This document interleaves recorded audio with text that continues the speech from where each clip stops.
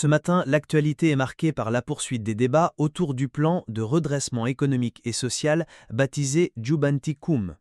Le président Diomaye Faye a rappelé que l'État payait un loyer sur un immeuble qu'il possédait déjà depuis 2014, dénonçant les dérives passées d'une gestion publique inefficace.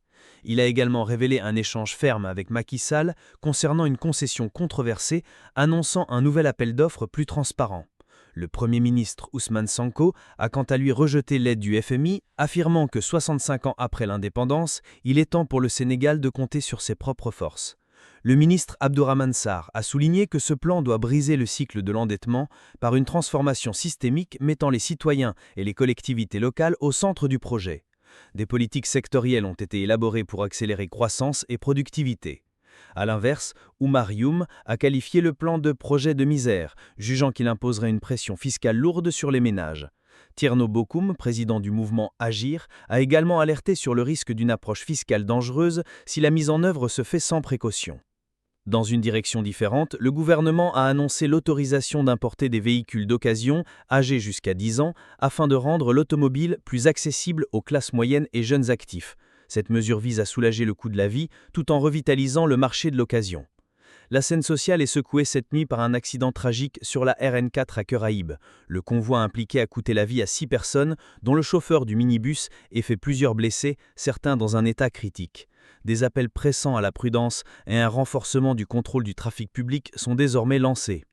Pendant ce temps, un accident sur l'autoroute Dakhlar-AIBD a provoqué un embouteillage important entre Keur Massar et Keur Mbaye Fall. Cet incident rappelle la vulnérabilité des axes urbains en période de pointe et la nécessité d'intervenir rapidement pour fluidifier la circulation. En Guinée voisine, Conakry abat un nouveau bilan tragique après des inondations meurtrières. Les rédactions sénégalaises ont relayé des témoignages et des images fortes, soulignant l'urgence climatique et la nécessité de systèmes de prévention régionaux efficaces. Après minuit, Tierno Kosso-Diané a été élu président de la Ligue de football amateur dès le premier tour, une victoire symbolique à la veille des échéances sportives d'août. Depuis plusieurs heures, la CAF a également pris la décision de relever Nomandier Doué de ses fonctions à la direction de l'arbitrage, suite à la polémique déclenchée pendant le match Maroc-Nigeria. En revanche, dans un autre registre, une affaire judiciaire suscite l'attention. Un trafiquant à Fatick a été interpellé avec 25 kg de cocaïne et 70 pierres de crack dissimulées. L'OCT-RITS conduit l'enquête, marquant un coup d'arrêt à une chaîne de trafic régionale. La question de la transparence publique a également été renforcée. Des projets de loi sur l'accès à l'information, la protection des lanceurs d'alerte et la déclaration de patrimoine marquent une avancée symbolique dans la refondation de l'action publique. Sur un plan plus local, les autorités de Kédougou ont dénoncé la colonisation interne. Les populations exigent qu'on leur laisse travailler leurs terres sans ingérence extérieure.